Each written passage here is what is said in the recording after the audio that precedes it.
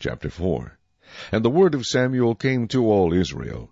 Now Israel went out to battle against the Philistines, and encamped beside Ebenezer, and the Philistines encamped in Aphek. Then the Philistines put themselves in battle array against Israel. And when they joined battle, Israel was defeated by the Philistines, who killed about 4,000 men of the army in the field. And when the people had come into the camp, the elders of Israel said, Why has the Lord defeated us today before the Philistines? Let us bring the ark of the covenant of the Lord from Shiloh to us, that when it comes among us it may save us from the hand of our enemies. So the people sent to Shiloh, that they might bring from there the ark of the covenant of the Lord of hosts, who dwells between the cherubim. And the 2 sons of Eli, Hophni and Phinehas, were there with the ark of the covenant of God. And when the ark of the covenant of the Lord came into the camp, all Israel shouted so loudly that the earth shook. Now when the Philistines heard the noise of the shout, they said, What does the sound of this great shout in the camp of the Hebrews mean? Then they understood that the ark of the Lord had come into the camp. So the Philistines were afraid, for they said, God has come into the camp. And they said, Woe to us, for such a thing has never happened before. Woe to us! Who will deliver us from the hand of these mighty gods? These are the gods who struck the Egyptians with all the plagues in the wilderness. Be strong and conduct yourselves like men, you Philistines, that you do not become servants of the Hebrews, as they have been to you. Conduct yourselves like men and fight. So the Philistines fought.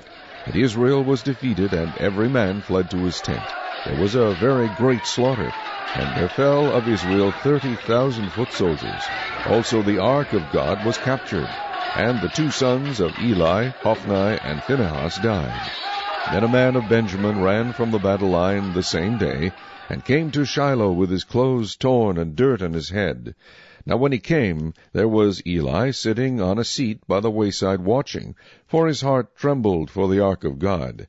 And when the man came into the city and told it, all this city cried out.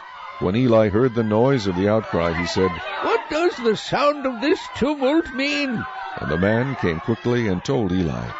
Eli was 98 years old, and his eyes were so dim that he could not see.